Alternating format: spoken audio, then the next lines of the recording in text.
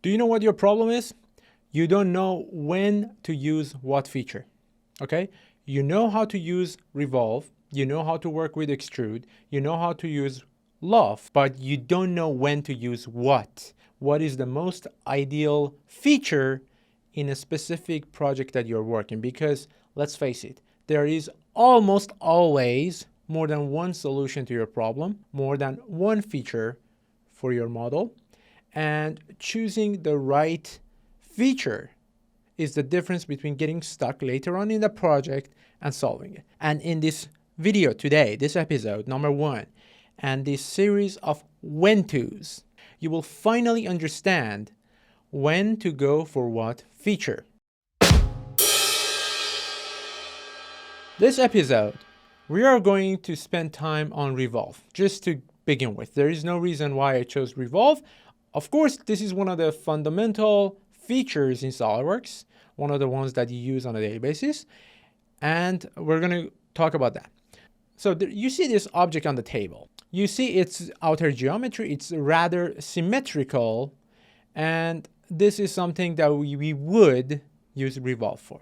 So while the bottle is something simple and you can use Revolve to create it really fast using only one feature, there are some other scenarios where you do have a perfectly cylindrical and perfectly symmetrical object, but it does not quite make sense to go for Revolve because there are better options. So pay attention to this example. Let's just assume we have these gates. We have 2 gates, and in the middle, we have some bars that are in form of some spheres, and the numbers are a lot. I don't know how many spheres we have in each bar, but it looks like it's about 20 or more. So obviously it's a cylindrical and perfectly symmetrical geometry, and obviously Revolve can be an option in this case, and we can use Revolve to create it. But let's just go and see how it would look like if you want to do this through Revolve.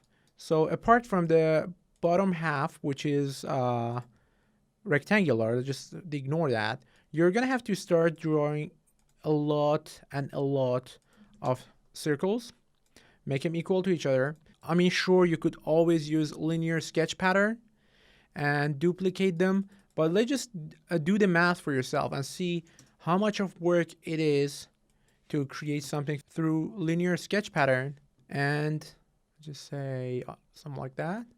Okay, so we have something like this. You're gonna have to cut all of them in half and trim half of them. I mean, I'm doing it as fast as I can, or you could just trim it first, then use linear sketch pattern. Nevertheless, all of it is suboptimal because take a look at it. We have some intersections here. You're gonna have to trim those. My mistake. You're gonna have to trim those, and it would take a while. The faster way I did it in this case was like this.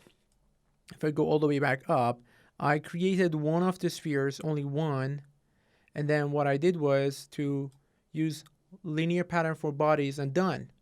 You don't need to go ahead and try to fully define that sketch, which takes a huge amount of time, and it is absolutely unnecessary. I mean, it is not adding any value to your project. The editing of your sketch is even more complex. The chances of you making a mistake is higher, and you're wasting more time. So in this case, despite being able to use Revolve, it is not wise to use it. So why was it not wise to use it? Because this way will first allow you to achieve the design faster, so you save time. Secondly, if you want to go ahead and change the size of one sphere, you don't have to go through changing a lot of sketch relations and make sure you're not interfering with your fully defined sketch. All I have to do in this case is to just change the dimension. I'm just going to change it slightly because I haven't taken a lot of stuff into consideration, and everything else just falls in order without any problems. Okay. As I said, I will try to put more regular videos. I might change the decoration, the camera angle in the future videos, just so you know. If you are a SolidWorks beginner, and if you're serious about learning SolidWorks good, if you want to take your knowledge to the next level. You don't want to dabble on YouTube videos. You just don't want to jump on this video, jump on the next video, learn a little bit here, learn a little bit there. If you want to learn in a structured way through a right sequence, that this comes first, this comes next, so you can build a very strong foundation, click on the link below. Go and watch my free 40 minutes webinar. It's there, it's free, and it comes with a bonus mini course at the end of the webinar. This is the best way to take it up a notch, and all you have to do is to click on the link, register, and watch the webinar. So the link is in the description below. Just click on it, register, and watch. I will see you next week.